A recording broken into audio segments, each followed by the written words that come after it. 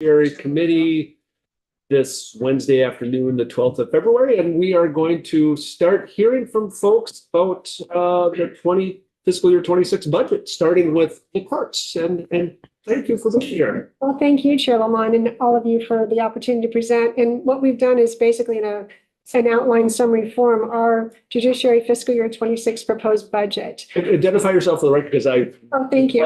neglected to say your name. But. Thank you, Cherry Corson, State Court Administrator, and I'm with Chief Superior Judge Thomas Zone, who's managing the slides. But we're happy to answer any questions that come up. We're basically strictly sticking to the budget numbers, if that's okay. And basically, I'm going to just describe the difference between the budget that we have received last year and then the difference this year, thinking that that is what might hopefully interest you, and that's what the slides reflect.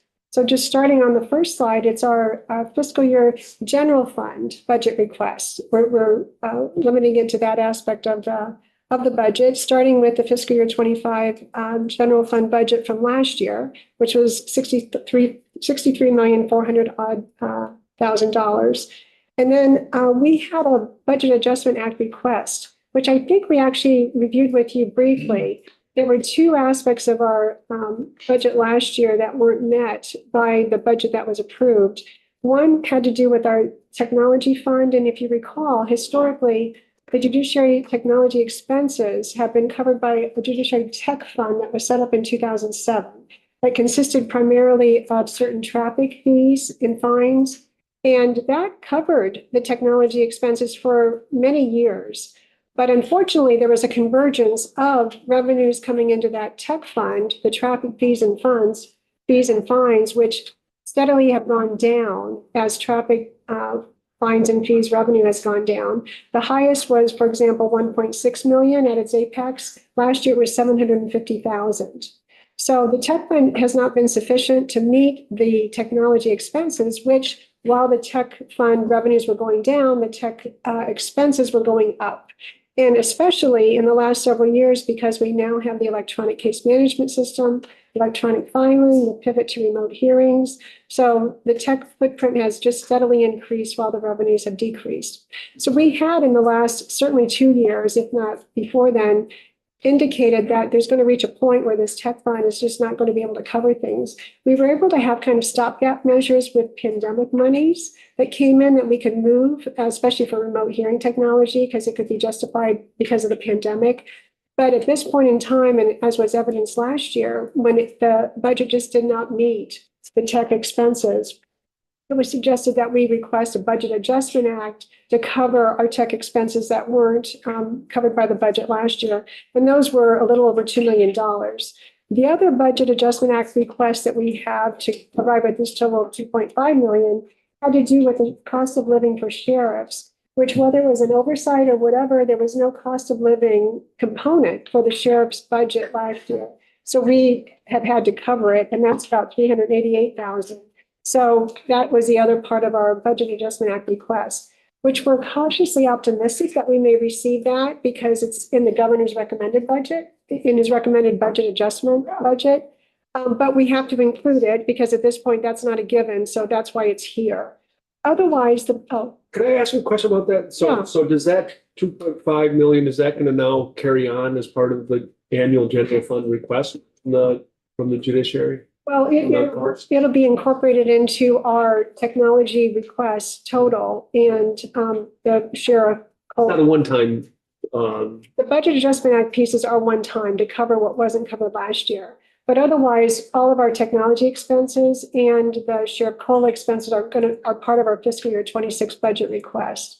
It's not dollar for dollar, right, for example, but the Budget Adjustment Act amounts are one time to allow us to pay the bills from the fiscal year 25 budget. Right, but that amount of money is now going to be carried forward as part of the request for fiscal year 26. Is that's what that reflects? I'm just want to make sure I'm understanding it. Yes. Okay, yeah. Thank you. So the difference otherwise is $7 million, which what I'll do is on the next slide, give a breakdown of that, thinking that that's what you all would be certainly interested in. So to arrive at the increase from last year's budget to this year's budget proposal, The largest, a big component is pay act annualization. So about 70% of our expenses are personnel related. So the pay act annualization is basically a cost of living increase and then the step increases that are built into the union contract, the pay increases that occur year to year. And that, I think, is usually what the governor includes in the governor's recommend, at least acknowledging that.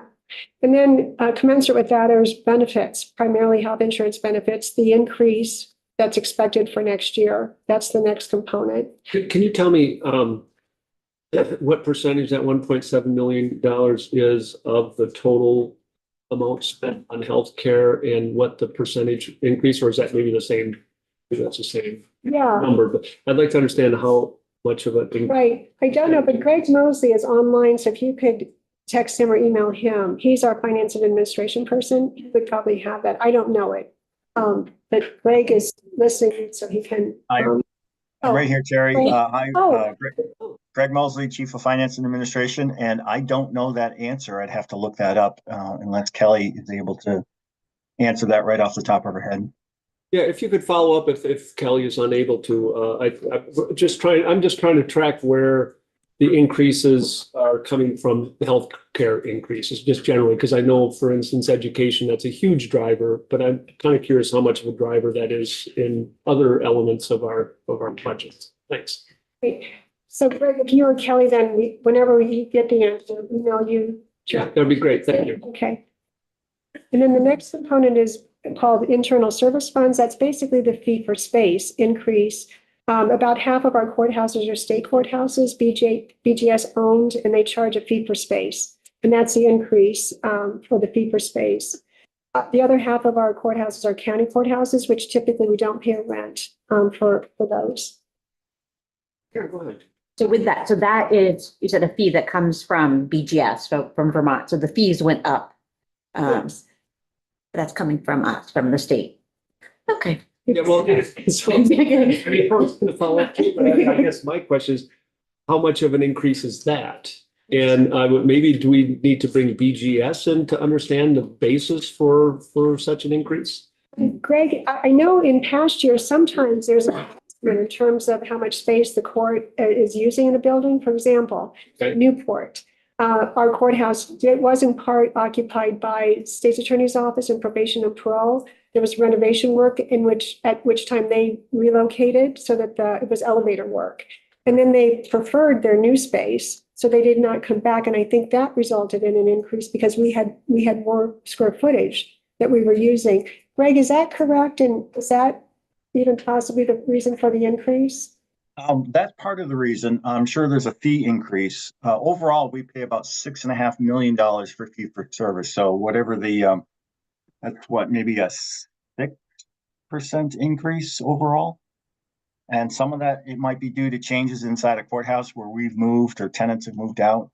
And part of that is because the square footage, which is determined by BGS on a county or area basis, might have gone up. Okay. Interesting. Yeah, Karen. I want to go far down this, but the square footage went up, or the space. Did you actually change space configurations at all? You did. Well, okay, I'm like, are there just new measurements that came in all of a sudden? The space that Probation and Parole and State's Attorney vacated. Okay, you took We're over. now able to occupy, and we are actually in the process of really. It was helpful because we could use part of the probation officer's probation and parole space for another hearing room on the ground floor, which is helpful. So if the elevator is not working, we have hearing room space. So that's how we might utilize space that's been vacated. Angela. This is very interesting. And I'm just reminded of something that we heard recently, and I don't remember the exact context right now, but that physical space is an obvious limitation for the judiciary in terms of, is one of the limitations, I should say. Of course, there are others as far as processing more cases more quickly. So if I'm understanding, the judiciary is in a situation where even if you wanted to as space opens up, say in the buildings that are owned by the state, then if the judiciary were able to occupy more space, it would have you pay more rent to the states. Yes. And they have, I think, every square foot accounted for Mhm. statewide, and they do assess every year a fee for space figure. And that's been built into our budget. Sure, there's reasons that corrections and institutions could tell us why they work that way. But I do have just a follow-up question. So I assume none of this is leased space. This is state-owned space because I know somebody else will be hearing from, they have to pay a significant increase on their space because BGS has negotiated new leases with what seems to me to be often high increases, like 14% or something increase for rent, and it's passed on to without any choice of the entity. Is that something that you encounter, or is this all not lease space, but It's my understanding that BGS owns each of the state okay, courthouses. okay. All Is that correct, Jason? The only place I think they're leasing right now will be in connection with swing space in Windsor County for the construction project in White River County. Okay, so that's short term. That's short term and that's through BGS. Right. And they made arrangements for that lease space. Right, thank you. Thank you. And then the next is the tech fund that I was referring to, and we're asking, basically the primary ask for our budget this year, because these other expenses are every year, it's those same expenses, is to shift the technology expense component from this tech fund that last year had $750,000 to the general fund, so that we're able to pay for our technology expenses out of the general fund. So, and the money going into the tech fund from fees and such, that would be diverted to just general fund money? Is that kind of what would be part of it? Greg, does this contemplate that whatever it is, if it's 750,000, for example, that feeds our budget, or? So the fees that feed the tech fund would continue to feed the tech fund. It's just that the revenues are about half of what they used to be. And the other piece of this increase is increased expense in our technology budget. So there's a decrease in revenue and there's an increase in expense, but the fees itself still go into the special fund, the court technology fund. All right, thank you. So that's the sum of what we're seeking. And as I mentioned, if we get the BAA, the Budget Adjustment Act funds, that would then reduce the total increase to the $7 million amount. That's a breakdown of our budget, and the rest of the slides we didn't know if you'd be interested in seeing what percentage of our budget goes where. Yeah, before you move to that, Okay. fundamental question is this all in the governor's recommendation, or is there something beyond what the governor's recommendation is? Greg, he's familiar with the line by line of the governor. Can you respond to that? This was all recommended by the governor. Okay. Well, that makes it a lot easier for us. Good. All right, thank you. Yeah, if you can go ahead.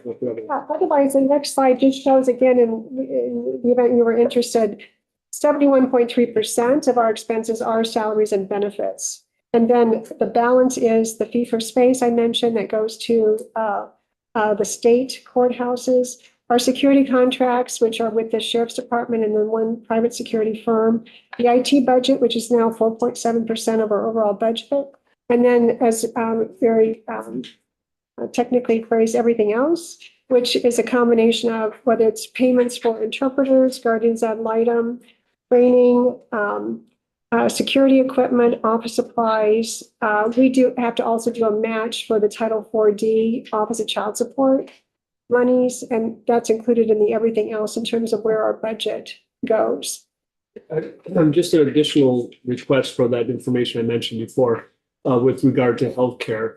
If you could tell us the total amount that goes to healthcare, what percentage of the salaries and benefits that is, that probably be good.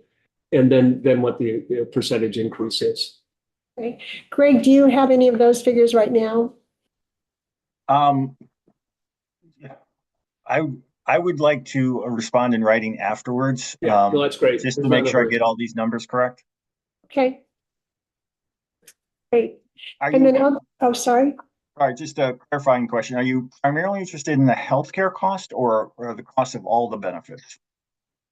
I mean, it would be helpful to understand healthcare, pension. I know that pension is something that we deal with Yeah. through another committee, but if that one's hard to figure out, I think it's mainly healthcare. If you have identified other drivers of increases in benefits, yeah, that would be helpful. It's just that we understand in many contexts that healthcare is a driver, and I just want to, that's where why my focus is on that. And then otherwise, we just show the percentage of our budget where it comes from. 92.5% would be for the general fund. There's very small amounts that come in the environmental division. There are permit fees and waste management fees that come back to us. Otherwise, inter-unit transfer fund, and that's things like the Title 4D funds or the Stop Valor grants that also are part of our budget. And then other, which would include the court technology fund, which is 1% now with the reduced amount. And then federal grants also. And there's an attorney admission licensing fund that helps fund, for example, the Professional Responsibility Board, the Judicial Conduct Board. But that's the source of our budget. So with respect to the federal revenue fund, it has, given what has been going on with The freeze. spigot from federal government, has that impacted that? I do know that there was, well, two separate questions. Generally, what you're talking about there as far as that 2%, are you concerned about that 2% going away, and how much is that? It comes to a total number. Greg, I'm looking at we're presenting before House Appropriations tomorrow, and it looks like the total funding from federal funds is 3,900,000, Greg. Yeah, it's worth breaking down a little bit more in detail though, because the direct federal funding that we receive directly from the federal government is only, it's the 2% listed here, and it's only about $1.5 million. The remaining 2.3 million is interdepartmental transfers, but those departments get federal funding. So the biggest item would be, for instance, Title 4D. It's a federal program, but it gets paid to the Office of Child Support, and then they transfer the money over to us. So combining all the federal funding that is in the judiciary's budget, it's about 3.9 million, which is about 5%, a little over 5%. And has there been any concern about that particular funding going away? There's been nothing directly mentioned that I'm aware of. You just, I think, have to ask yourself, does something like child support align with the president's priorities? And we are connecting with our liaisons to try to get confirmation, because it's our understanding that there have been some that have been certified as exempt. So we're hoping that that would be the case. But right now, we're like everybody waiting to see, and are grateful that there is a halt to the freeze, Right. until hopefully there's enough time to get all the clarification that we would need. Has there been any talk of contingency planning if that money does go away? Or is it, I mean, there's a lot of uncertainty right now, but I'm Right. curious. Yeah, for the ones where we've been mostly in terms of the courts are the treatment courts, because Yeah. it's a federal fund. And the indications have been that the expectation is that they would not be impacted, but, until we get the certification. Right. But in terms of a contingency, I'm not really sure what options we would have. I'm just curious if there's any of that kind of planning, but yeah, I guess one other question, the treatment court, was that a $2 million grant that I seem to recall having seen from the past years or something like that? Is that? Yes. Yeah. Or was that a separate grant? That is one of the federal grants. Greg, do you have the total for that? The treatment court itself? Yes. Well, there's a couple of them.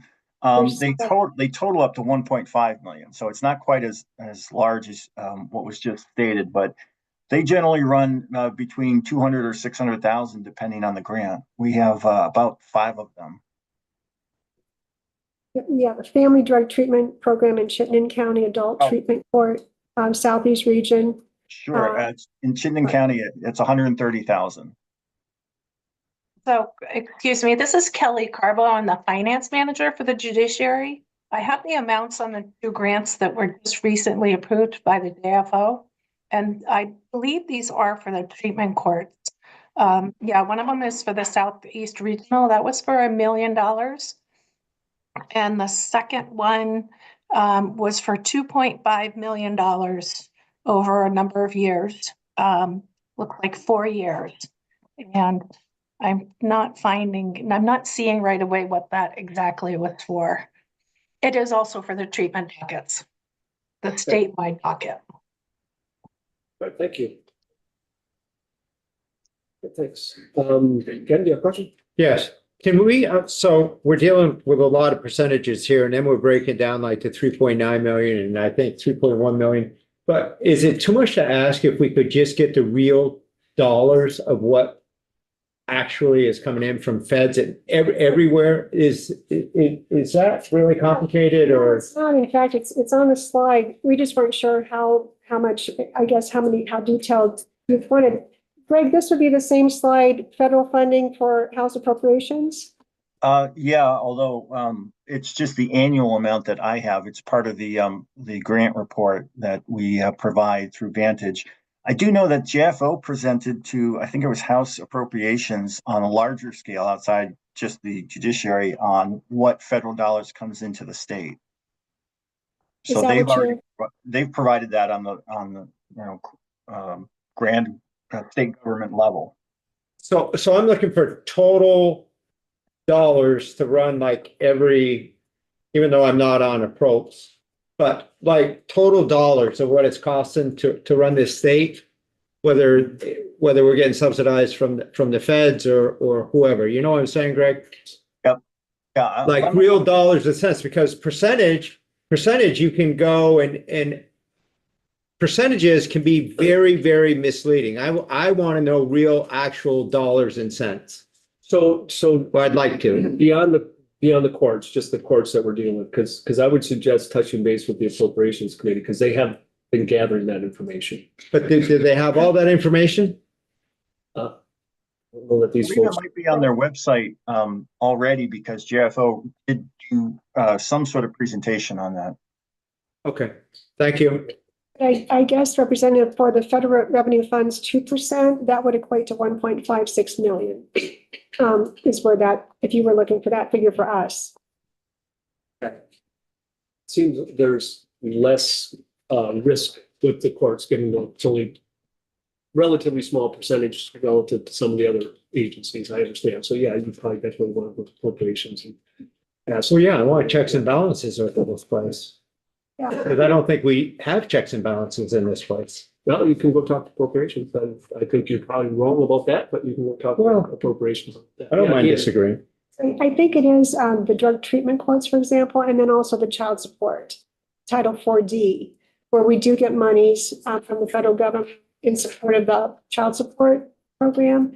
That's probably the two things that the courts are impacted by.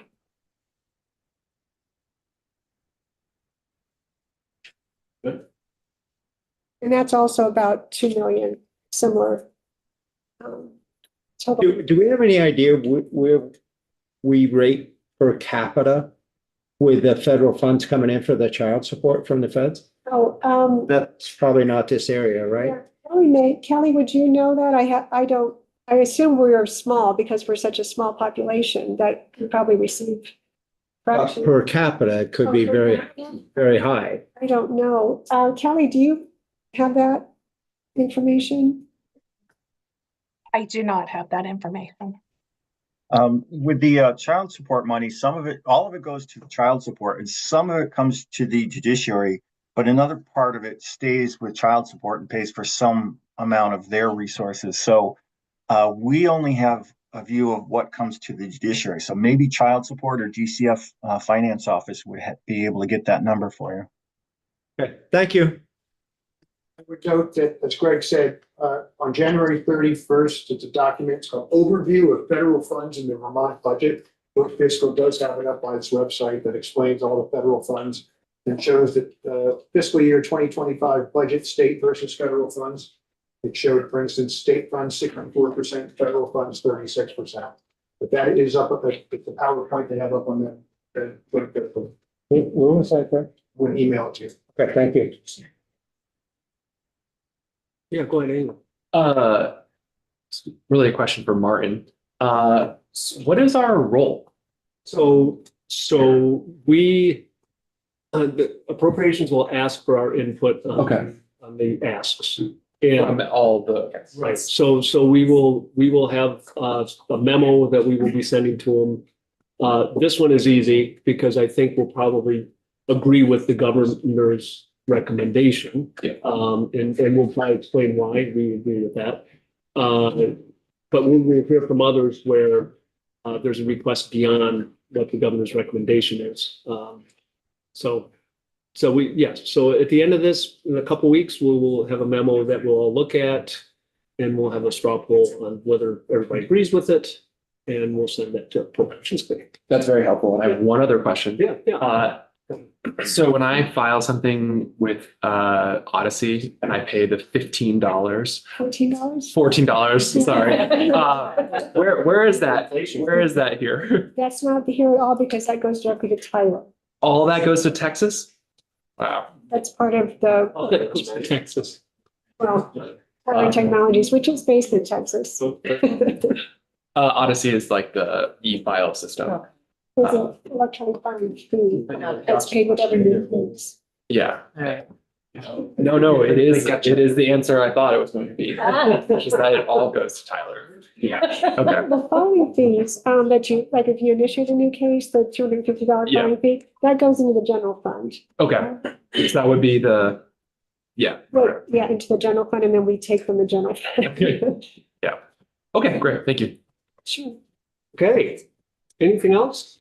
Thank you very much. My pleasure. As always. Thank you all for your interest. See you again at Sure. 4:30, I guess, or something. So 5 o'clock. 5 o'clock, is that when it starts today? Okay. Thank you so much. My pleasure, thank you.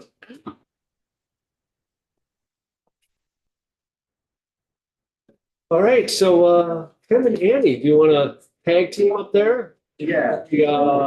Whole tandem. Shall I find you another chair? It's very exciting. Yeah. It's very Annie will sit right here. She'll be the one talking most of the time. Annie's gonna do most of the time? No, Yes. This is gonna be perfect. Ken's favorite, limiting my exposure. Feel cooler up there, Tim? It is. Could you feel that I was getting warm? Oh, yeah. I'm worried about a heat stroke every day. Yeah. It's radiating off you. Every day. I should have worn my Obama tan jacket. The controversy jacket. Since I'm hot flashing, I wouldn't hold it. Thank you for the cookies. Always so good. Thank you. Delightful. Mr. Toll House. And you noticed right where they went too. We didn't touch them. All right. Out of one.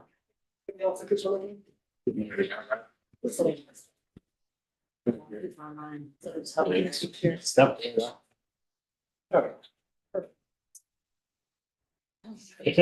Invading you. No, I want this done. I didn't want you to be backbenching there, Annie, that would. Okay. Over to you. So, Tim Leaders, Dumont, Executive Director of the Department of State's Attorneys and Sheriffs, and Yeah. me. Director of Labor Relations Operations for the Department of State's Attorneys and Sheriffs. Thank you both for being here. So I figured what we would do is, you've got the intro about what we do, so we're not going to get into that. You know us very, very well.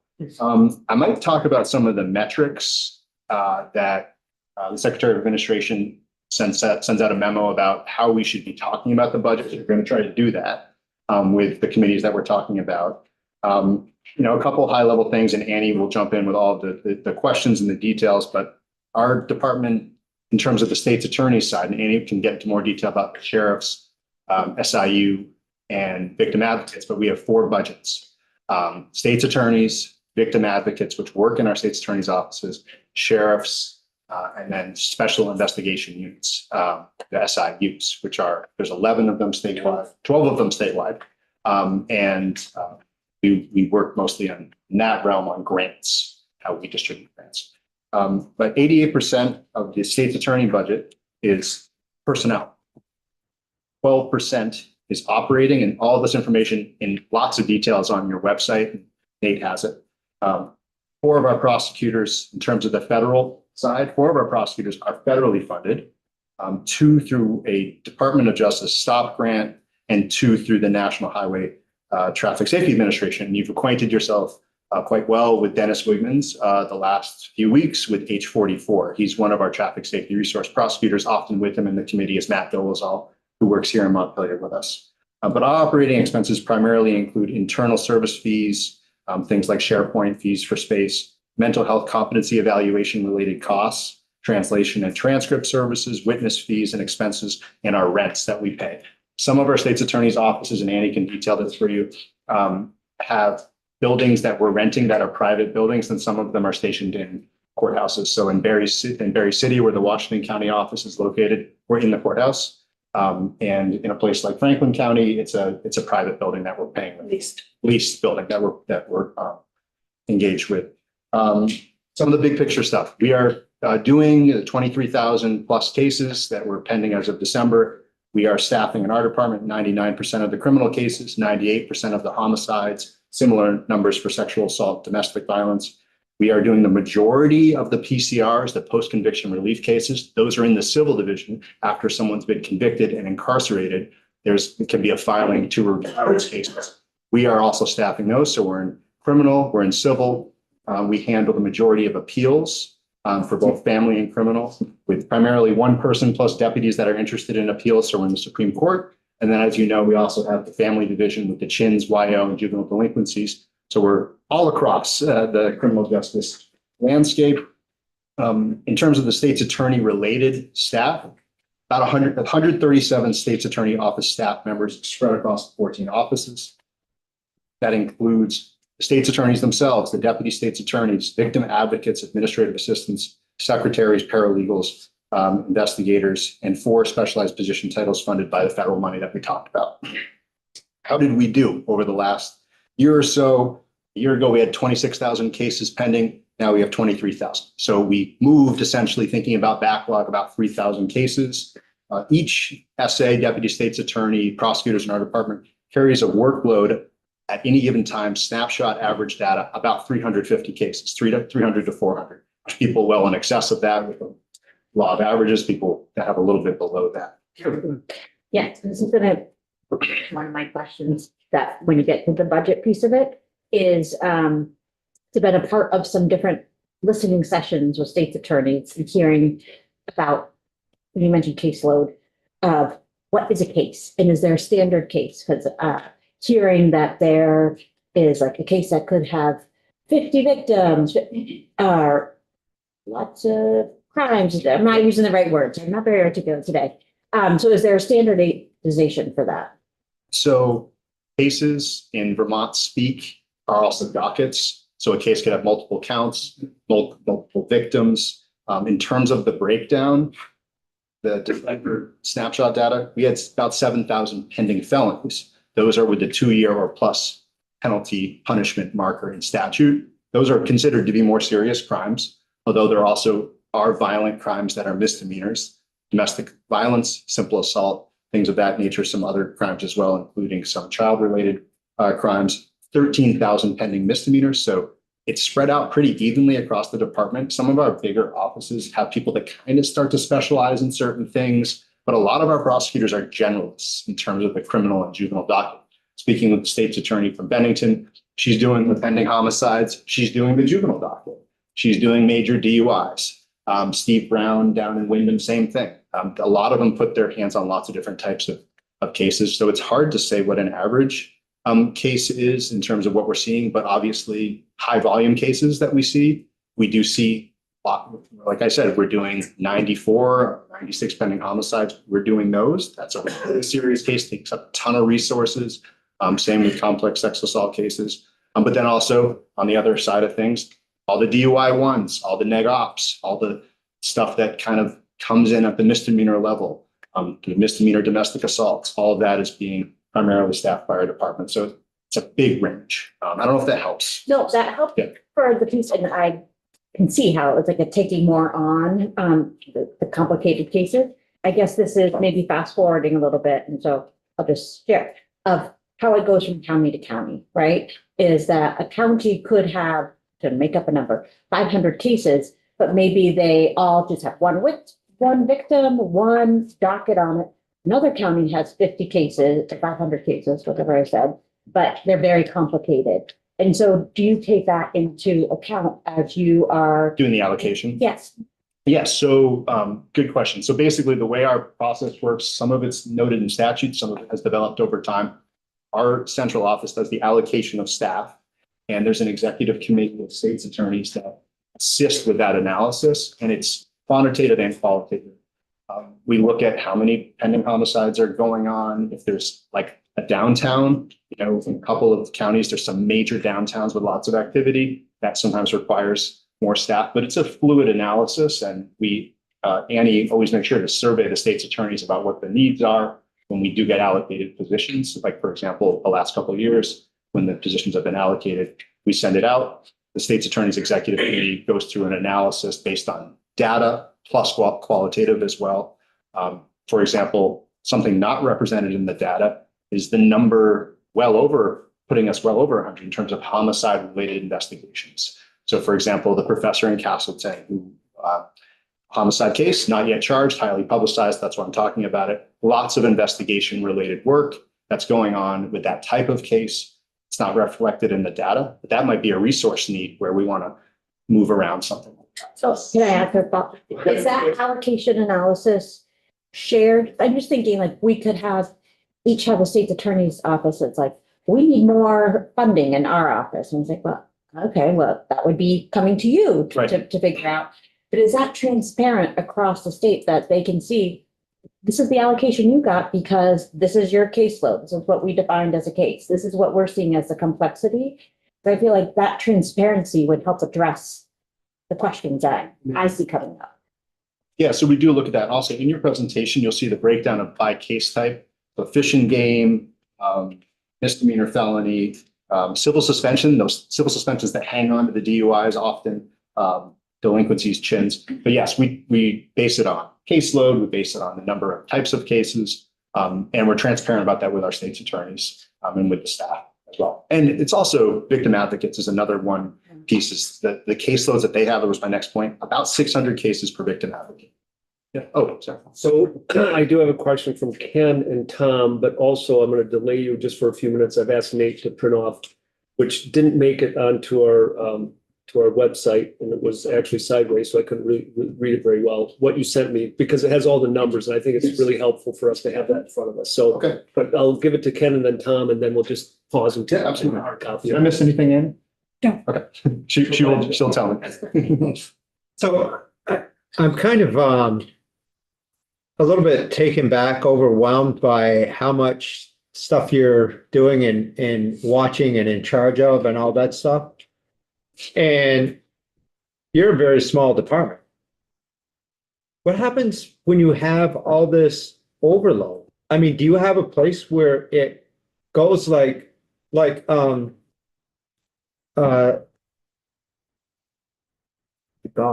The Attorney General's office? Yeah, how'd you know I was thinking that?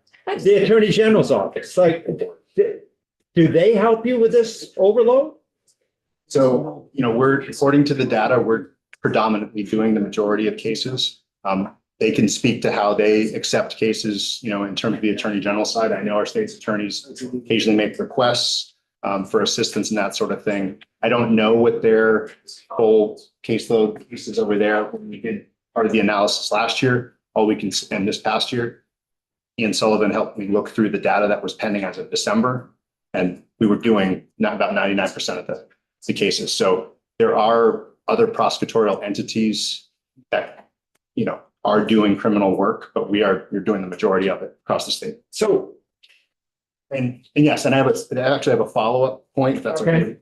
In your presentation, you'll see Looks like this. Yes. That's the one we're printing out or getting printed out. for people. Upon talking with our state's attorneys, and also I would say just the central office perspective, that Annie and I are also allowed to, in our own right, have some autonomy in terms of talking with you all on our resource things. We're seeing, because of the violent crime increase, 20 plus homicide victims the last 3 years, plus 30 homicide filings last year in terms of what we're seeing. There are things like home improvement fraud, timber trespass, land improvement fraud, conflict of interest cases, fish and game cases, chins involving multiple counties or multiple states, hospitalization hearings, financial exploitation, cases where the state of Vermont can already exercise some administrative or civil remedy or enforcement mechanism. I'm going to use an example, and it's not to pick on them, but OPR prosecutes professional licensure cases. Sometimes some of those have the professional licensure prosecution and then also a criminal element. There are attorneys across state government that do enforcement, whether it's environmental law, whether it's administrative, and we're the hammer. So by the time it gets to us on the criminal side, our hope in terms of resources is that other remedies have been exhausted, because we are totally backlogged physically, and what we're dealing with in the office, we can't do more. So at this point, we are looking to reduce the types of cases that we are focusing on. And honestly, that's fairly novel for state's attorneys to be discussing that, but it's an open conversation that we're having with state's attorneys right now. Are we doing justice for a case that's a home improvement fraud case, a timber trespass case, when we're also dealing with the homicides, the domestic assault cases that are coming? It's a real tension point that I would be disingenuous if I didn't totally be right out here and talk to you all about. So when you, just to follow up on, before back to Ken, but so when you're saying reducing the cases you're focusing on, what does that mean? I think it means we have to focus on the most serious cases that we're seeing, elements of violence, obviously our driving related pieces. I mean, they can be misdemeanors, they can turn into felonies quickly. So it's a focus area and it's a resource area. What are we doing? High volume cases. When we looked back in December, there was about 80-ish home improvement fraud cases. So we're not getting a lot of repetitions for those cases as well. And when they come up, they're very resource intensive. Victims are out of pocket with money. So very, very annoyed and pissed off and angry victims, and every right to be. And yet we've got a homicide case that we know is going to take precedent in the courthouse. We have a domestic violence case. So we're trying to focus on where we know the court is prioritizing cases. But I guess I understand that, but does that mean you're just not charging? You're not going to bring a charge in certain kinds of cases? Are you hoping that the Attorney General's office is going to pick up on them? Are you going to send more to diversion? You know, when you say not focusing, that means what happens to those unfocused cases? And this is a little bit future looking, but I think our hope is that there's more of a shift across state government where there are attorneys that could do enforcement activities that, whether if it turns into criminal, that's fine, but also the other enforcement activities. It's about shifting things. And with diversion, we average about 20% of our misdemeanor cases over the last 3 fiscal years have gone to diversion. So we're kind of exhausting that remedy. Right. With pre-charge, we're going to get better data soon. We're going to know how much we're sending to pre-charge, which is going to be helpful once we have really good data collection processes for that. But we're kind of exhausting our remedies right now and exhausting our resources. So from the perspective of the state's attorney's executive committee and central office, I think our point is that we kind of have to shift and move. We're not seeing 11 homicide victims a year. We're seeing 20 plus. And when there's a call in the middle of the night that our department is staffing in a place like, I'm thinking about a place like Springfield, which has a couple unsolved cases, Springfield, Vermont. It's our department that has to deal with that call in the middle of the night and follow through the investigation through the filing. So it's not just the active cases that we see in our courts, it's the stuff bubbling up statewide. And we're feeling very, very pinched. With last year on timber trespass and land improvement fraud, I was in agriculture on the 3rd floor, and I told them that we really can't accept any new case types. It doesn't mean there's not victims that are worthy of justice. It just means that our focus and also the court's time, we know misdemeanors are not making their way through the court process. We increased, in terms of a metric, our trial date utilization by 65% over the last year, predominantly felonies, predominantly violent felonies. So in terms of our focus point, it's not just a discretion thing. It's how realistic is it for a case to make its way through the system is where we're focused, and shifting our efforts. I mean, State's Attorney Marthage, if she were here today, she would say 10 years ago, Tim and Annie, go take a hike. I want all the cases. They're important to me. I'm the locally elected state's attorney. But when you have a small county like Bennington with upwards of 20 pending homicide cases that are ongoing and all the juvenile delinquency cases and the YOs and the DUIs, she's thinking I have to shift and I have to focus on the most important things that are finding their way through the system. So can I follow up again? Can I know that I've. Hopefully that was helpful. My stuff is basically So, being answered. yeah, so this seems like this is gonna shift the work and the cost somewhere else. Where is that somewhere else, and who else is gonna be asking for budget increases to accommodate that work shifting? Now, maybe less expensive going different routes, because we know that, for instance, diversion is a less costly route for the government than criminal process, but I understand where that is. So what are these other off ramps, and where are we going to see when you push the balloon, where's the other part of that balloon going to come out? I mean, the Attorney General's office has concurrent jurisdiction. They could accept cases that we're not taking on. They could go to, the thing is, there's certain cases that are not really appropriate for diversion. For example, a felony home improvement fraud case, $100,000 of alleged home improvement fraud theft.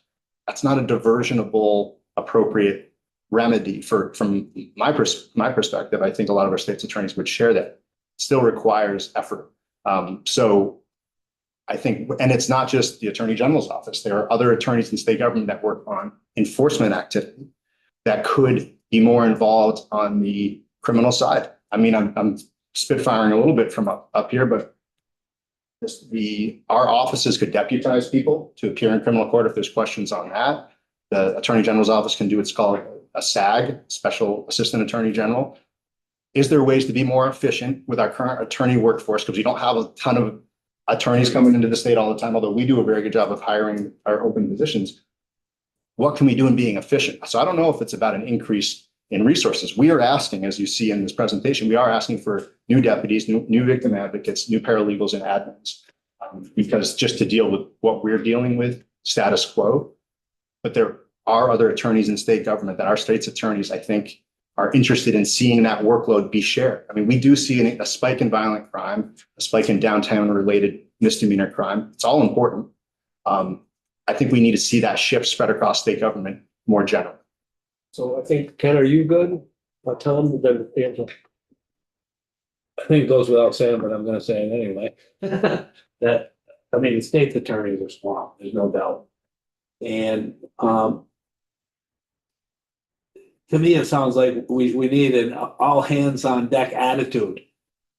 To get rid of the backlog. I mean, last year we tried to get, some money.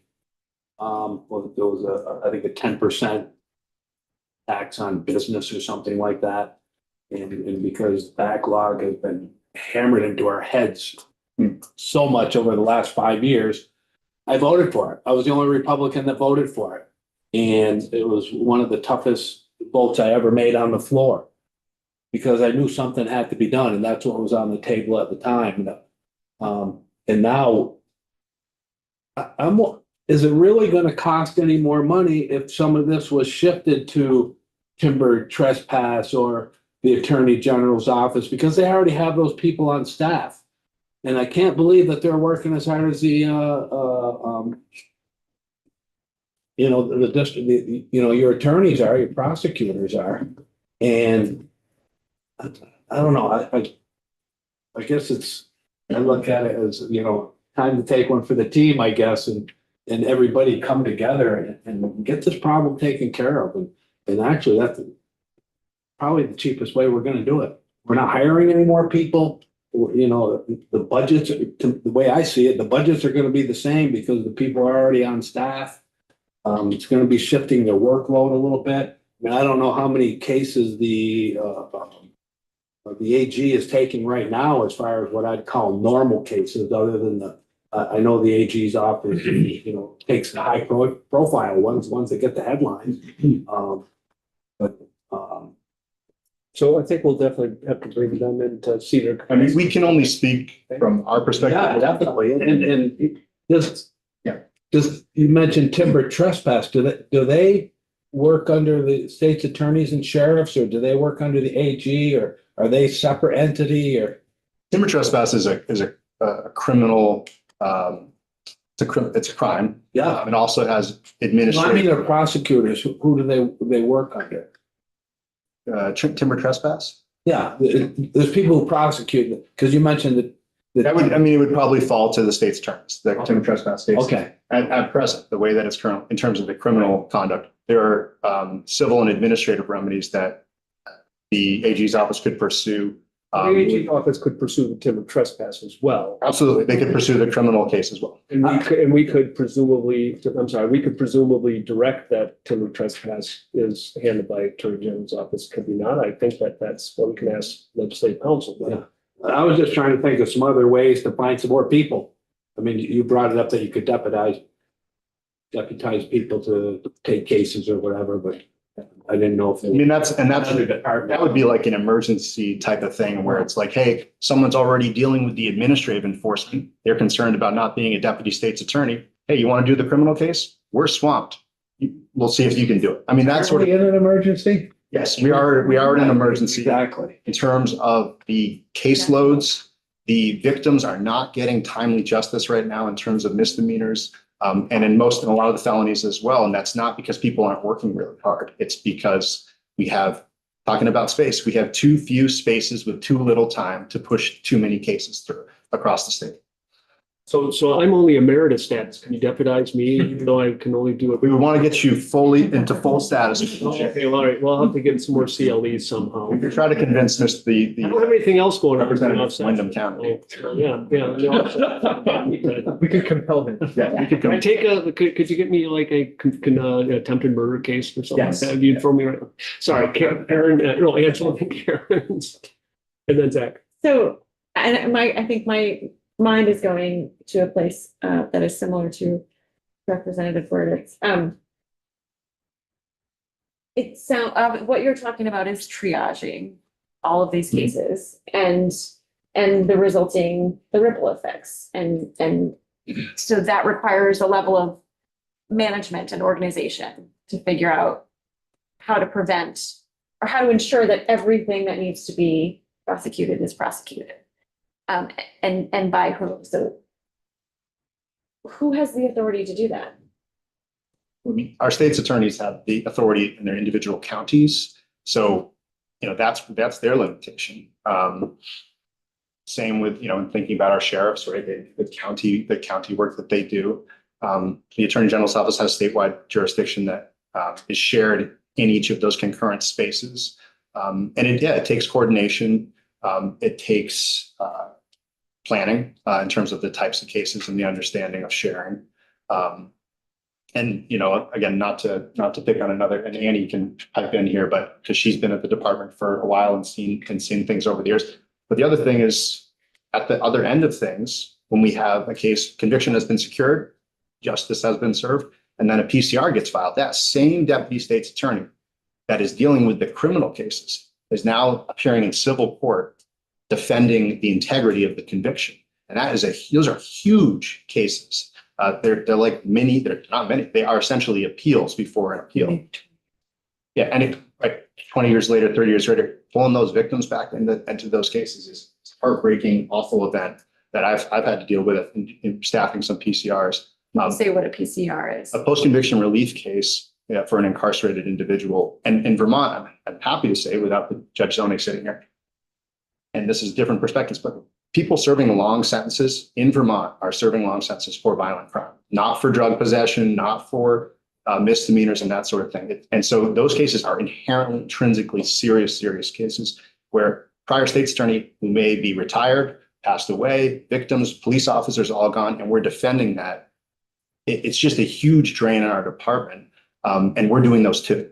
So that's one of our asks is a PCR specialist attorney to manage statewide what's going on with those cases as well, because that's about integrity of our system on the other end of things as well. So, yeah. And as Annie's pointed out, she's with ineffective assistance of counsel. So using our friend here as an example, and it'll never happen to them. But if a defense attorney, usually when they die, cases may get filed for whether or not they get ineffective assistance of counsel concerning their representation of a defendant. And we have seen individuals, defense attorneys pass away and then a PCR is filed.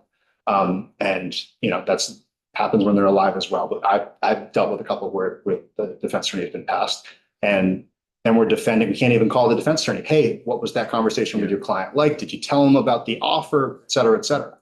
So those are hard as well. We're defending the defense attorneys in our department, which is an interesting thing. I think a lot of people know that we do that work as well. And they end up being our witnesses in the PCR trial.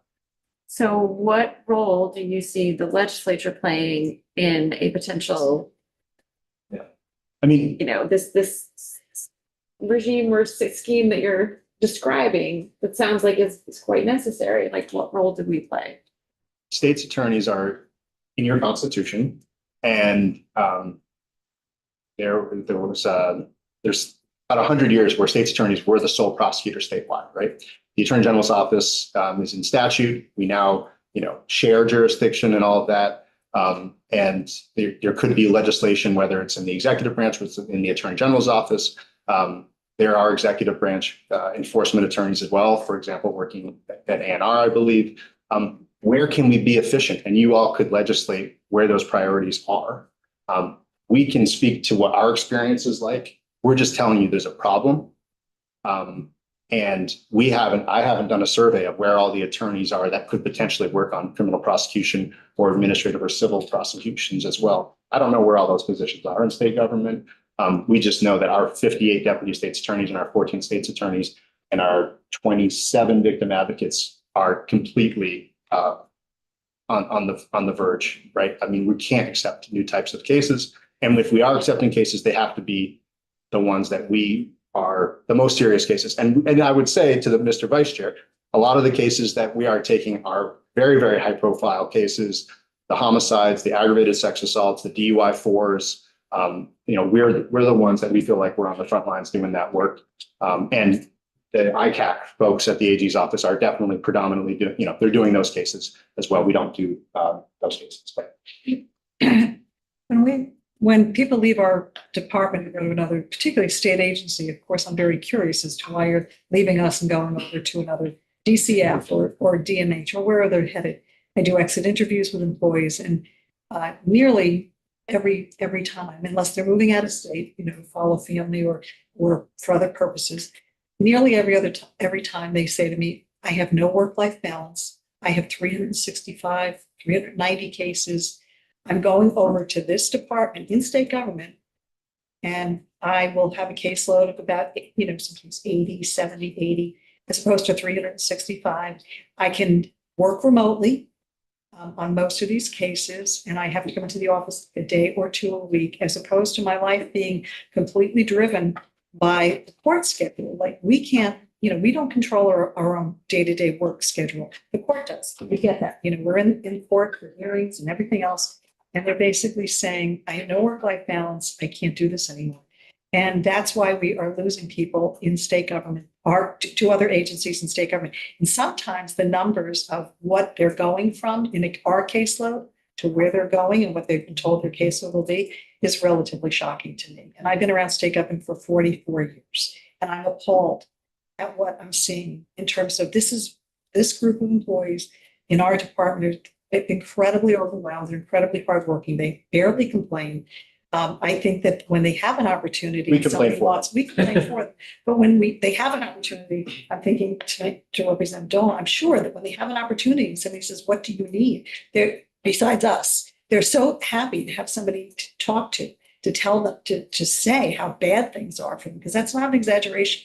And my understanding, and I didn't hear it because Tim and I were busy getting ready to come, and you have great, hopefully you'll read, particularly the stuff we did. I love the questions that were asked for the narrative.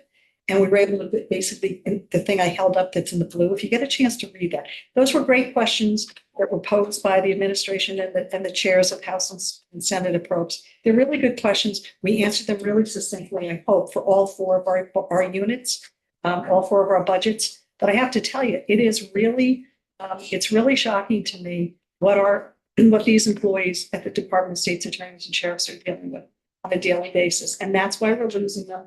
And thank you for talking with them. And in terms of the, oh, sorry, Mr. Well, no, I mean, we have Karen, Zach, and Tom still up. So thank you for this and highlighting the need that is there. And it sounds like we're probably going to get testimony from the Attorney General's office to hear about their capacity and how they might be able to address this. I'm just curious if they have been explicitly asked to help and they've said no, or is it that the conversation hasn't happened? So like, how can we, hold them accountable for something they haven't been asked? So I'm wondering if you can speak to that, talk about how they haven't stepped up when they've been asked. Yeah, so the state's attorneys have asked for assistance to the Attorney General's office, and yes. Can you share like any, just because if we're going to have them here, we want to be able to talk about, can we talk about an example of when this happened? Yeah, and not like, you feel like identifying it was the county, not You identifying feel like the it was county. explicit, Mhm. so we can talk about that and be like, okay, Yeah, not identifying the county, but for example, a home improvement fraud case, stalking case, a homicide case with mental health elements. Those are the type of cases that, because they have a consumer protection division, we thought maybe exhausting the administrative and civil remedies, they have the registry, right? Maybe they could do that work. And TJ Donovan used to say a culture of compliance.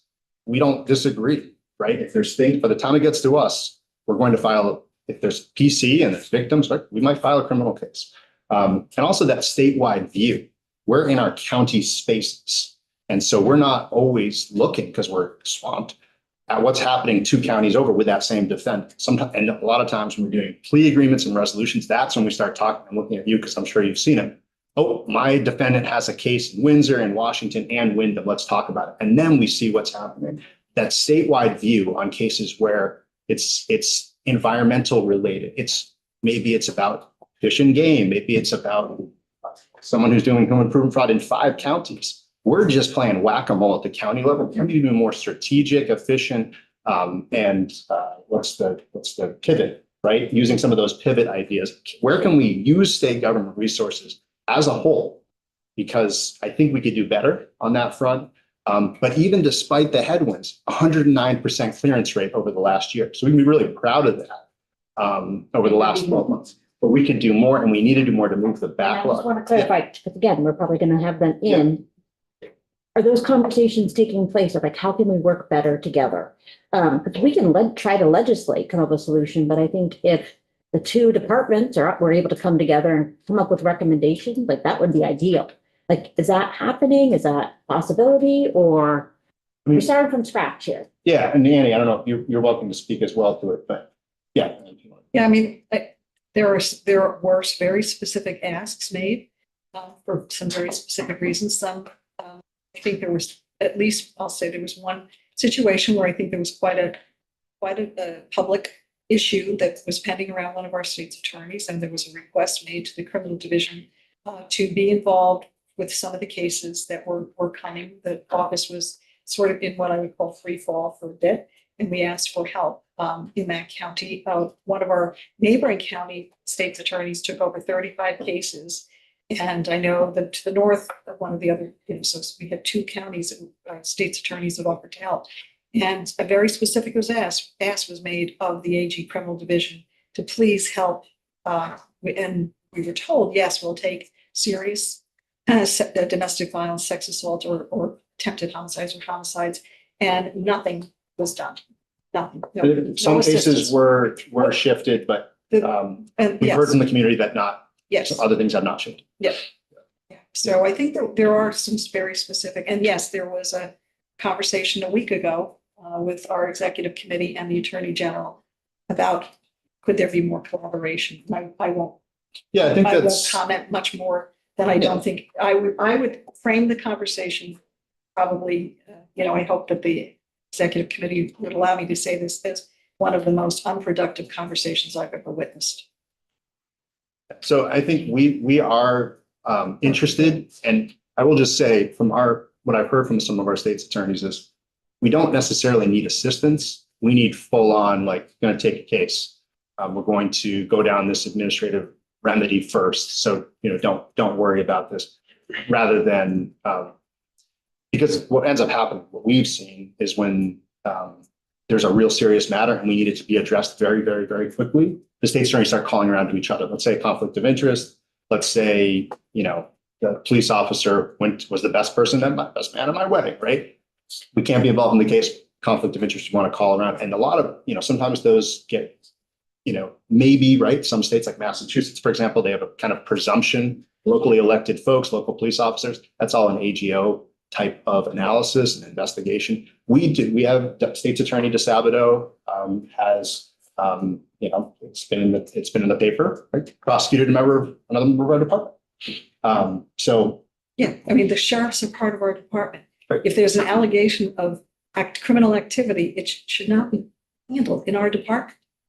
Yeah. That So- seems to me to be pretty obvious. So there's challenges and there's headwinds, and look, I won't sit up here and say that this won't create hurt feelings and difficult conversations, but I think we've reached a point with our state's attorneys that, they're who I answer to, they're who Annie answers to. And if we come in here and we do a lot of throat clearing, I don't know if it's that helpful to you all. But I think it's important to put it out there that we feel we're at capacity and there is a shift across state government that needs to happen.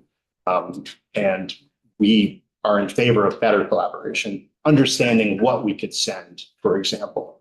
So Zach, then Tom, then Tom. And then I wanted to also lay out our actual specific asks for Yeah, this. no, we'll get there. I'm gonna go after Zach. But thank you for hopefully I've been helpful without being too cryptic. Mediation, we're gonna get this. I took mediation and law school. I don't know. Go ahead, Zach. Thank you, Chair.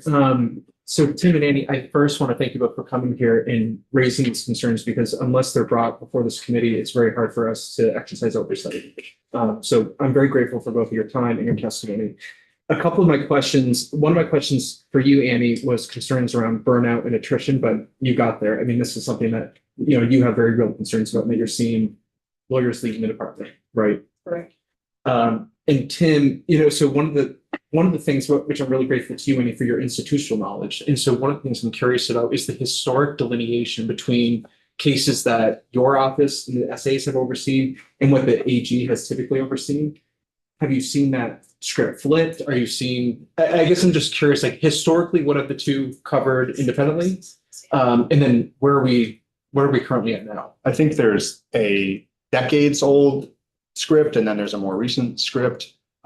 Some of our state's attorneys have told me that there has been drug task force, as an example, right? Statewide drug task force. It's a fluid. Casey Daniel has sat in here before from VSP and talked about drug task force. That used to be the AG's office.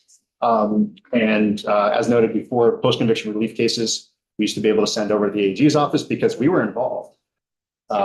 And as Annie has noted out, I think we used to receive a lot more public records request support as well. We do that all now. I was the former public records officer for our department. Now Kim McManus, who sits with you all, also does that job as well, just so you're aware of another part of her life that she's always working on. But in terms of some of that shift, drug task force is one where right now we're seeing an increase in homicides. And guess what? It's not all related to domestic violence. Some of it has to do, a lot of the uptick has to do with drug-related, drug-adjacent, drug nexus cases. Sometimes with out-of-state influence coming into our marketplace here in Vermont, drug debts as little as $5,000 resulting in homicides, or less. So that's something that we're now really the lead on. Our state's attorneys are really the lead on drug-related cases. When I was coming up and my dad was a public defender with a contract, the drug-related work was happening at the AG's office. Evan Meenan, our appellate attorney, used to work on drug cases, drug task force cases when he was at the Attorney General's office from his experience. Bram up in Franklin County also has seen some of this shift as well, former member of the AG's office. So we have seen a shift in some of that, because that's one where it's like statewide issue and we're kind of playing whack-a-mole at the county level with the drug cases. But we do communicate with us. Yeah, and another piece that Annie's brought up to me that we've received increased concern on is the juvenile and chins docket. As you'll see in the narrative here, we have 1,000 juvenile delinquencies. We have over 1,000 chins cases. Those are the children in need of care and supervision. And in those, often it's the AG's office that does the termination of parental rights, if that happens. Doesn't always happen. But we're doing the chins. And so sometimes if it's multi-county, multi-state, we're like, hey, if it's just one county, the chins is not to say any chins is straightforward, but it's a little bit more straightforward. That's kind of more our wheelhouse. But if it's multi-county, multi-state, and they're doing the TPR, that's kind of maybe an opportunity for more shared and shifted resources across state government. And we've seen State's Attorney Marthage has, again, another chair of our executive committee. That's why I'm mentioning her. And she and I have discussed. She used to say all the chins. I really want to make sure I'm keeping an eye on those. But she has said, hey, multi-county, multi-state stuff, I can't do that. That's too much for a single state's attorney to manage. Even one with 25 years of experience as a state attorney. Did I miss anything on the family? And so I have a follow-up as well. And so one of the things that you spoke about, Tim, is, historically, maybe the AG's office has, taken on these more high-profile cases. They have ICAC within their office. If you guys are handling 99% of cases in the state, like what is the 1% that the AG and her team are working on? I don't have the specific case types in front of me that they're We'd working. have to get that from her office. That would, yeah, right. Or the court filings. Okay, we'll look into that. And then the other question I have So is, we are doing 98% of the homicides. 94 of the 96 pending homicides are staffed by our department. and following up on Tom's point, looking at the average caseload with your office, which is anywhere between 350 and 400 per attorney, do we have a sense? I mean, and again, we'll be asking the AG this, I'm sure, in the future. Do we have a sense of how many cases the AG's team is working on per attorney? So last year during the backlog hearing, State's Attorney Sullivan had identified about 80 cases that they were staffing. I don't know what the current February. So if we go off December, they're handling about a quarter of what an average member of your team is handling. That was 80 total cases. 80 total cases I believe that's correct. versus 23,000 now. Correct. For the year? It was a snapshot. So just a snapshot in time. I mean, we'll bring in the Attorney General folks. I mean, that is the most concerning thing I think I've heard in this committee since we started session. I mean, that's really alarming. So, I mean, we're hearing from one side of this ongoing seeming dispute of the last few years. And I've been in the thing, the request for that Northern County, and I was there with you on it. But Tom, are you good? Are you good, Zach? I'm good. Thank you. So anyway, I said something about the AG only looking at high profile cases. What I was alluding to is the lawsuits joining with other states, whether they're right, wrong, otherwise, but that's kind of what I was. Totally outside my scope, but. Right. No, but I wasn't, Gotcha. that was my definition of high profile. And of course, yours is, and now mine is murders and that type of thing. And I think Zach must have leaned over and read my notes over here. Because I was gonna, one of the questions I was gonna ask is what other AGs have done, in the past. It went through my mind, is this a COVID thing, that the AG's office doesn't seem to be taking as many cases. I mean, I don't know what TJ did, as far as taking more, I'll call them conventional cases, I guess, or what Bill Sorrell did before that. And I don't know if you can come up with those numbers or not. Off the cuff, I don't know. No, I didn't. Attorney General Sorrell was here for 20 years as the Attorney General. So, talking with him might be helpful in terms of that historical perspective, because he spanned a couple decades. I think the historical perspective would be real important, because if somebody was doing it 8 years ago or whatever the amount of time, I mean, it seems like it could be done now. And it's another thing that just went through my mind again, is where those resources going that were being put toward this. I mean, they have to be going somewhere. Well, this is exacerbated by the backlog too. I mean, oh, no doubt, yeah. I mean, that's why we're discussing it, because of the backlog. And I don't know, I just made another note that you've already kind of touched on, is where other resources come from. I think we agree that we could be more efficient across the spectrum. So Tom, Well, and then. just real quick, and I don't even expect an answer. It's more of a statement, kind of a question, I guess. It's on my mind is, what is a county like Rutland doing that another county isn't doing? Because, I mean, compared to a lot of, I mean, Rutland's still at 120%. That's what they've been at. Their backlog. Yeah. Clearance rate. Clearance rate. It's been around 120%. And if we're at 109 statewide, that means somebody's only running at. Well, I'll say, and then I want to make sure I respect the chair, wish to move on, but I just wanted to say it's three-pronged stool, defense attorney, state's attorney, and judge really engaged in Rutland, I would say. That they're all really collaborative. He has regular meetings with the defense bar, and he is data-driven. So, State's Attorney Sullivan is our data analytics backdrop to this department, interestingly, as well as the state's attorney from Rutland. So, but Erica Marthage down in Bennington, just down the road as well, has been working effectively to clear tons of cases as well across the state. We're really proud of the 109% backlog. I did want to get to the request if that's okay with Can I you. just say one thing? Yeah.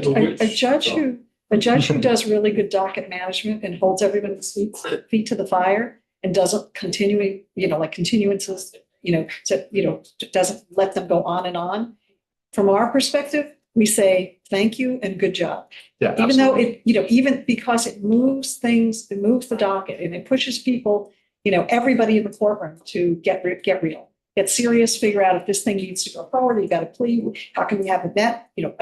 We love to see a good, tough judge, who's in there and managing that docket. And that is really important. Yeah, definitely. So we will get to requests. Okay, sorry. This is a really good conversation. I don't want to hold that up because I have actually still a couple of questions on what we've been conversing. And if we don't get to it, we'll definitely have you back in. It is in writing, so you've got. Right. But we want to fully vet and understand this. So Tom and then Ian and then me. All right, so being a guy newer on the block, I guess. I don't know if this is an ask, I'm just trying to get a good read on the situation. You are statutorily or constitutionally bound in our constitution as state's attorney, prosecute. The attorney general is statutorily bound, right? So if we were going to make any sort of changes or anything, the legislature could do it or would be responsible for doing it. If there was something that you need, it is. Or if we can, maybe just a simple request would be in order first to help you out. Is that sort of? Yeah, so you're right. We are in the Constitution. The Attorney General's office is a statutory entity. I will say, on top of all of this, this committee knows well prosecutorial discretion is under the line underneath all of this. So state's attorney could decide tomorrow, any state's attorney or the Attorney General, I'm not accepting any new cases, period. And they have that right democratically to do that, to exercise prosecutorial discretion. That said, the natural presumption of case types, it used to be state's attorneys may be thought to be doing the low level stuff. That's just want to clear the air, not happening anymore. And you guys have asked good questions to make that even more clear. That's something that I think is important for Vermonters to know, right? That the state's attorney in your county is pretty likely to be doing the homicide case, the drug-related investigation, the aggravated domestic assault case. So you're correct. There's maybe work that could be done to outline and statute where things are. We have passed some new laws, like the timber trespass comes to mind. So I mean, there seems to be some wondering about who actually not prosecutes it necessarily, but who does the investigation or who does prosecute it. Maybe we have some of these odd things that are taking up your time that maybe we could put in that direction to relieve some of what's going on there, or maybe more. We need to talk about that. Like land improvement fraud is actually the crime that you created last year that is part of your home improvement fraud statute now, but it's a separate crime. And it's kind of related to timber trespass. That was the impetus for the conversation. So that's a new crime that we don't have any experience prosecuting because we're at the county level. The presumption is that state's attorneys can do it. And I think we're kind of at a point where we're like, no new crimes. We're busy with our current ones. And I've come in here before and we've talked about this before. It's like, it's weird. Tim's opposing this. It's like not opposing. It's just more of a resource perspective. If we had people playing solitaire in each of the 14 counties, we'd be like, sure, there are some new crimes on us, but that's not happening. That's reason for having new crimes or not there, but okay. but we would be less It's averse to understanding a new elemental scheme for prosecution. Absolutely. So the request, if I could sneak it in. No, not yet. Okay. Ian and then me. So, really appreciate this. Very helpful. I don't need to talk about the AG issue. I think it's pretty clear. We'll get more testimony on it. I guess my thing that I'm curious about, one is, so DefGen has like case relief contract workers who like are not public defenders, who basically, come in and I think it was COVID money at the time, but is there something that keeps us from utilizing that same methodology from the prosecutorial side? Yeah, so we have very, very, very minimal amount of contract attorney work, and it's usually only because we have a PCR or we need somebody as an expert in a certain thing, very small amount. And what keeps us from doing that is really Title III, under the provisions about not contracting out work that should be done by state government. We've been our attorneys are unionized. All of our staff in the state's attorney's office are unionized. And we very much respect, and I won't pull up the rights. I know it's Title III, but it's the whole issue of privatizing work that is normally done by employees. So we come in and we make our asks for permanent positions. Because frankly, I'm not sure that there's a lot of savings going on with using contract employees. Okay. Yeah. No, that's really helpful. And I was just curious about that. I think my only other question was, can you identify other pockets of state attorneys in the giant state apparatus that could be potentially doing some of this work outside of the AG's office?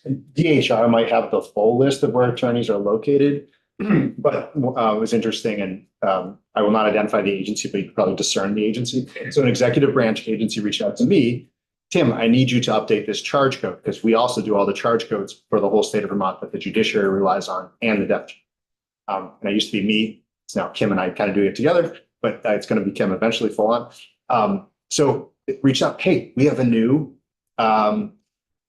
crime with a new punishment. Can you please put this in the system? I heard you're the person to talk to. And I responded, we are not staffed to prospectively change charge codes. We have to respond. So illustrating, we are a responsive agency to crisis situations. We're not staffed to proactively do updating a charge code that we don't charge. Like if someone reached out to me and said, hey, I want to charge the new retail theft scheme that just came into effect July 1, very on that, because that gets charged every single day in the state of Vermont, as we know. But if it's an obscure one that's just an agency wants me to update, don't have the time to do it. And my thought was that's an agency that has an attorney. They could maybe draft the charge code. They could maybe do the criminal prosecution, because guess what? They're embedded in that agency. They've got the investigative entity within that agency, and they have an attorney to advise. That is another way of thinking about how we can be efficient. And that's not an AGO entity, by the way. That was something in the executive branch where I was like, hey, maybe you want to do it. And they were like, oh, we'll just wait till it comes up and then you can do it. So I would that is an agree with Tim, example. though, I think that asking Commissioner Fastigi to identify all the positions in state government where they're as attorneys and where they're assigned. There are also sometimes positions that are attorneys that are just strictly doing administrative work. And I'm speaking, as a former commissioner of labor, where I had a lot of attorneys working there who were just primarily doing administrative work. Now, if somebody were to be, killed on the job and there was a criminal element to the accident, could the attorneys at the Department of Labor do that? I mean, could attorneys at this DCF, DMH, everybody is a whole stable full of attorneys out there, and there should be a conversation about what is everyone doing. We are one state government, and I think that's something that we often forget because state attorneys are separately elected, but we're all the state representing the people. So we'll find out if there are underutilized attorneys out there, which frankly doesn't seem highly likely, but we'll definitely look into this. But so I understand kind of as a overall overarching concept, what I've heard from the administration is that we want to fix it, not fund it. I personally think that we should be looking at both, and I think we are looking at both, and I think this is going to be reflected in the request, which you're going to get to in a moment. But the fix it part, I'm hearing what you're saying, that this is a could be part of the fixing it part, which is find the underutilized resources that we have elsewhere. And perhaps that is the Attorney General's criminal division. We'll definitely dig into that. There may be, and there may be other places, but I'd love to hear some other thoughts and other ideas, and I'll throw out a couple for you to consider, and you don't have to respond right now. Why don't we just automatically dismiss DLS cases that are over 2 years, that are going to only have that have been on the docket for 2 years? Why don't we just get rid of those? You don't have to answer right now. I have a helpful response. Okay, all right. As Annie noted, judges have the power to take handle of their dockets. Effective judges are utilizing Rule 48. Rule 48 would be an absolutely wonderful exercise with DLSs of 2 years. And we know they have a wonderful data team at the judiciary that we work with. That's how we get our numbers. Sending to every judge, here's the list of every DLS that's 2 years old, an existing criminal procedure remedy, Rule 48. And I'm going to tell you, a lot of our state's attorneys are not going to object, but it's the judge putting it on the table. Right. Now there's some that will object to certain cases, particularly when they're attached to DUIs. Yeah, Particularly when they're attached to certain crimes. they may say that be exceptions, but We're too busy to object. Right, Too well, busy to object. can that be legislatively done as well? I mean, We would prefer not. We would prefer not Of course, legislate. yeah, of course it can be done. So I don't know if it's appropriate retention people to be asking about Rule 48 and how the people you're talking to Thanks, use Rule 48, because I've not been on Might come up. pension. But it seems like that would be an interesting question just to get perspective from those judges. So the second one is, why aren't we making certain low-level crimes just a civil infraction that would go to, like the fish and wildlife? Why can't we go ahead and do something like that? I mean, I guess Yeah, you have to talk to totally in your lane, folks. That's totally in your lane. But I mean, are there cases, are there offenses that you find to be burdensome and that really are appropriate in criminal court that you can suggest we take a look at? And if it's fish and wildlife offenses, we can look at that. But if there are others, those are like the fix it. Maybe those are a couple ideas for fixing it, but I'd like to definitely understand more if there are other ideas. And with that, I'll turn it over. And if you could truly get back to me on that question, are there some offenses that we should be turning into a civil violation, which will take pressure off the courts because they would just, pay a ticket? He's nodding their heads, so I'll let the nodding. So you can do that for us, Annie, by next week? That would be The other great. side is sort of flipping the question. For those crimes, are there civil and administrative remedies that we are not exercising already that could be exercised so that it never comes to the criminal division? Right. And that I would have to defer to other attorneys that work in that realm. And I think that there are. I know that. So I need to know from the state's attorneys that where should we look for that? What are the cases that are clogging the docket that we can look at some other alternatives for? DLS is one. Ian probably knows of some. So yeah, yes, Ian.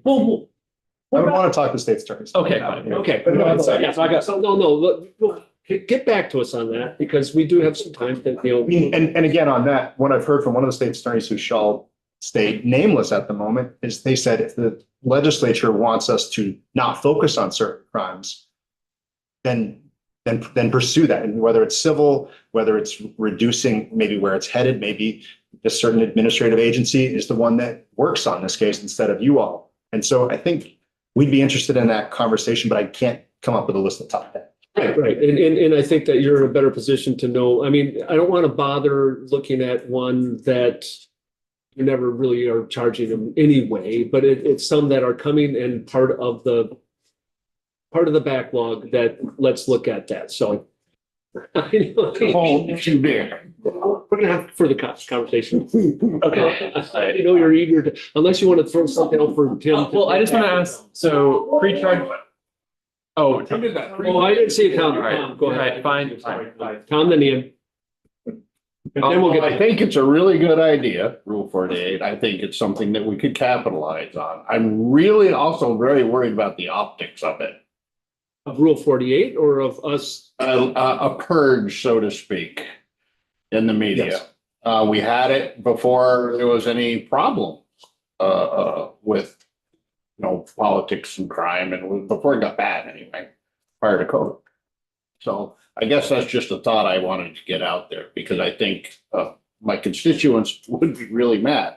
Now, if we did do that, I think there would have to be, somebody's going to have to do something if they want out of their DLS, not just let it go, because we are lacking in funds for the judiciary, and so on. So If I could just, Okay, yeah, very, go right no, ahead. I think it's really I'm done. a good question, Representative, because I'm sorry, keep looking at the defense attorney in the room, but if we are telling individuals, let's say through legislation, your case is going to be dismissed 3 years after filing, and at no fault of the state, the judge, the victim, et cetera, does that case go to that point? That's a moral hazard that you're building into your legislative scheme. And defense attorneys would be doing ineffective assistance of counsel if they were not trying to wait out the clock. And I don't think we want to send that message in terms of accountability and deterrence, that all you have to do is wait out the clock, ask for continuances, because again, if you know you're going to get a dismissal, that's the best outcome for your client. And I will say, every single day, our state attorneys are dismissing cases that are old, that are part of plea agreements, and statewide, Representative, we are doing that work. And I did that work when I was in Washington very proudly, because it was about focusing on the most serious matters that I thought that I could staff. It would be a very blunt instrument for us to do that, and maybe more targeted for Rule 48. And I prefer the idea of looking forward. Mhm. Are there some offenses that make sense that they should be civil?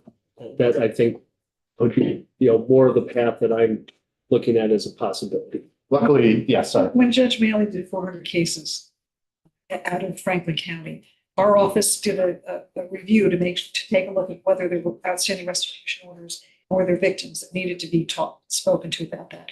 And they did a very comprehensive, but I want to say quick review. And our state's attorney at the time, Jim Hughes, worked through that very quickly, and then went back to the court and said, all of these, this entire list, we're okay with. So I do think, and just as a point to Representative Oliver, it was interesting to me that there wasn't any big public stir about it. And I think part of that was because they were primarily focusing on crimes that didn't have those elements, like a victim and an outstanding order. So I think if you shy away from, use that as a metric, shy away from. Yeah, he got a good list. He did. He got a really good list. The law enforcement community was not happy in the slightest. Yeah. That I know too. Yeah. And that's something we're also having to deal with right now, because it's hard to find police officers. And I think that's the other side of it. You have put time and energy into finding PC and filing the affidavit. Yeah. Judge Tebow in Orleans, who I think is on your witness list this week, also did a Rule 48 up in Orleans. That state's attorney up there went through, and I think of the 60, 80+% went through dismissal. Right. Are you sure you have to talk? You know what? I will show discretion and I will not speak. Silenced by my chair. We're going to circle back around to Let the this. record We are show. Let the record reflect. We are circling back around to this. This department appreciates your discretion. Yes, I'm not gonna say. We're bringing Tim back to answer the questions that we've raised about dismissals and 48s, and Ian is going to share offline more ideas. We're going to get to you to return. So you can do your request, because I want to give you some time for the request. Yeah, so in light of, I think we're making progress on the backlog slowly. We're really proud of that work. The couple things, expungement and sealing, right? There's been 70,000 requests, orders since 2018. That's all sitting on our administrative professionals' desks, and some of our deputy state's attorneys were the ones that are like a one counter. Takes a lot of time and energy. With body camera, we have to review body camera in a way that it's just going up, right? 3 officers respond to a DUI. That's 3 body camera pieces, and our deputy state's attorneys and state's attorneys are spending that time. You'll see in our request that Annie's put together for FY 26, paralegals can do more of that work at a lower cost than deputy state's attorneys, administrative support staff.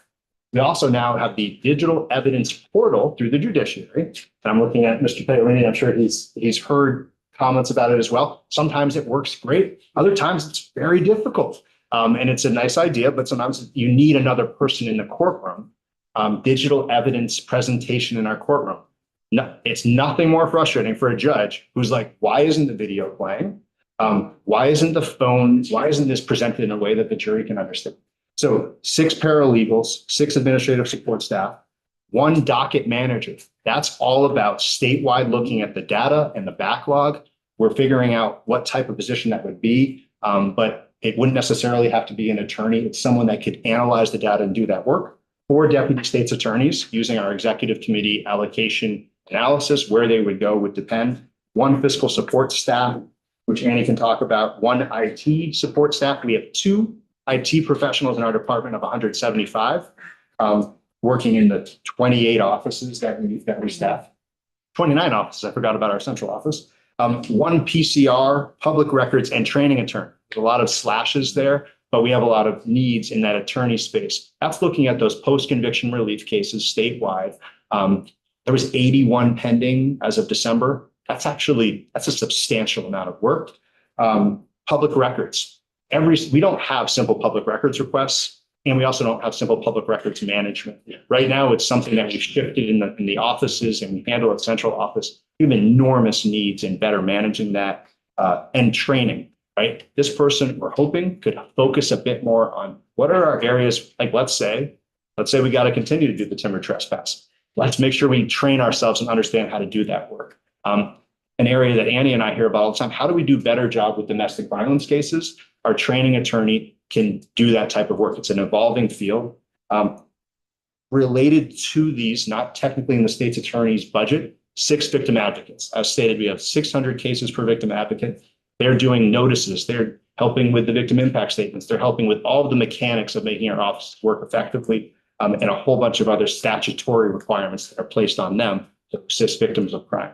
6 state transport deputies, looking at Representative Oliver. Right now, we want to have more people. Oh, you're going to talk about it tomorrow with the transport remote hearing conversation. Regardless of that conversation, we need more people to be able to transport more people. And when a judge orders, hey, we need this person and come to court so we can get all their cases resolved. And Representative Oliver is already up in Newport with 3 other transport orders. Sometimes we have to say, no, Your Honor, we can't do that transport. We're totally backed out. And Annie can talk a lot more about those issues as well, but it helps with the backlog, right? We move more cases, we need more transport deputies. With all of this, this is all in the governor's recommend that you're sharing? I hand the microphone to. Okay. That's helpful for us to get like what's in the recommend and what is outside of that. Right. Thank you. No, actually, most of what we've received in terms of any pieces of increase will pretty much go towards like administrative services fees, insurance services fees. I'm overly concerned about our budget right now. We didn't get what we needed for budget adjustment. And I'm very concerned about where we're going for 26. So these positions are not included, and I didn't hear it myself, but I understand from somebody who was listening that the governor today said that our department does not need new staff. We just need to redeploy, or what was the term? I didn't listen to the press conference. Something about we need to just do it differently. I beg to differ in the strongest terms. We cannot continue what we're doing. I could go through these positions. I mean, Tim's ran through what we're looking at. But no, they are not in the recommendation. We have. Just to get it understood, like, what is it that what is in the government recommend versus what are we talking $1 million? I just want to get right to the meat of it. Before we get to that part, which I absolutely want to hear what that number is, but I see that the proposed budget would require you to have a vacancy savings of $649,126. How many deputy state's attorneys do you either have to cut or not be able to hire? I mean, because that's like going backwards, it seems to me, and instead of what we want. What is the impact of that $650,000? So if we just required- focused on like a DSA position, that would probably be about five positions for us. Is that what's gonna have to happen? That you're gonna have 5 less positions to make that vacancy savings, or you're gonna make it up elsewhere? Well, with vacancy savings, you have to make it up basically in the personnel line. So we would just leave positions vacant. You have that many positions vacant right now? We have some limited service positions vacant. This is just, again, so talking the 25 budget. Right now, we have a few limited service positions that were given to us last year that are still vacant. How many are vacant? When you I say, think there are 4 vacancies right now, limited service positions. can you tell me where those are? I Just on can't. curious, like which part of the state? I It's assume, Representative Oliver, let me share his desk. I know he will. I understand that maybe Orleans or Yes, right. Let me see if I can find that piece of paper. Why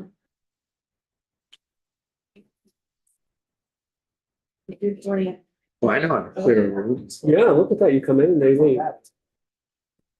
Don't take it personal. Don't take it personal. So right now, we have a limited service vacancy in Bennington, Wyndham, Lamoille, Washington. So those are the 4. Interestingly, a few of the offices filled, like Caledonia, converted, asked if they could convert because they were having trouble filling an attorney position. They asked if they could convert it to a paralegal legal assistant, which we did, and that was filled. That was which one? That was Caledonia. Okay. Chittenden, Sarah talked to me about doing some shifting in her office. She had somebody who needed to go to some part-time work because of some elder care with her parents, I believe was the issue. And so Sarah filled that with part-time, and basically we were able to use the rest of that half of salary to help with the vacancy savings. That was part of the issue. Franklin just hired someone, an experienced person who was retired, essentially retired, but living in the area, that said he wanted to get back into doing some work. He's a young, I want to say young retiree. So is he a limited service? He is limited service, yes. Yeah. And we moved another one in Orange County. Colin Seaman, our SA, moved another one similarly to what Caledonia did, asked if they could fill it with a paralegal legal assistant, and they did that. And Rutland received and filled the one limited service victim advocate with a very experienced person who had been with the department before. We would love, and I guess I'll say, shame on me. I did not know and never had seen that the budget adjustment would accept requests for conversion of limited service positions to permanent or even new positions. My understanding for lots of years being around state government was budget adjustment was you had a budget that you presented and something went off the rails. You said you only needed X number of dollars for IT equipment, and all of a sudden all your IT equipment burned up or whatever, making that up, blew up. And so you came to budget adjustment and said, oh my gosh, we need to replace 20 computers. I need that budget adjustment, things you didn't anticipate that happened. We had some of that in our budget adjustment request. I did not ask for limited service positions to be converted to permanent. I think that is the conversation that you should have with this committee and with the appropriations committee for the 26 budget. We would love that. We'd love to have those positions converted. I didn't ask in the budget adjustment. Well, My bad. couple things.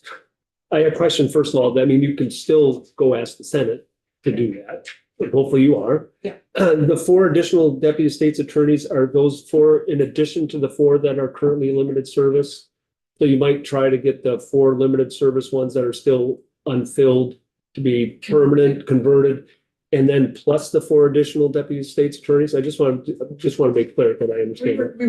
Well, it would be one or the other. I mean, if I could get them taken care of right away through budget adjustment, then we'll take them off this. Okay, list. so those 4 deputy state's attorneys positions are the 4 that you just talked about. They would be, if we can get them. But again, my thought was I've got position numbers, which is very helpful when you need a conversation with somebody about getting a position. I have a number, but it's a limited service number. Can you make it a permanent? So that would be our goal.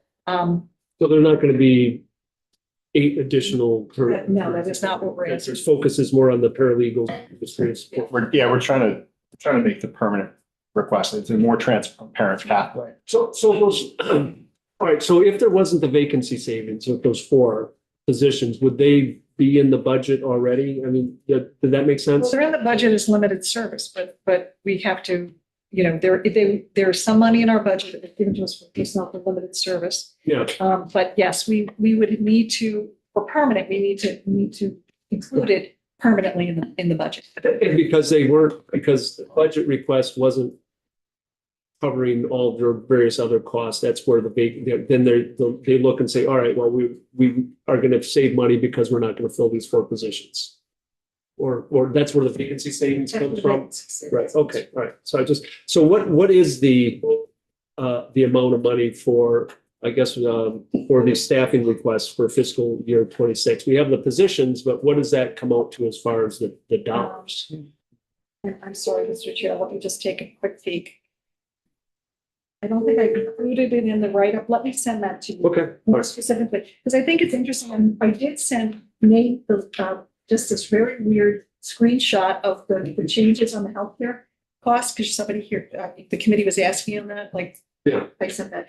And then there's changes in retirement from 26.7% to 28.8%. So costs in state government are going up. Our leases, we have 7 leased spaces. And that's is that is it Well, DGS Yes. Negotiated new leases that have Well, increased or? we've moved out of, we moved out of New Orleans County Courthouse. It was sort of by mutual agreement.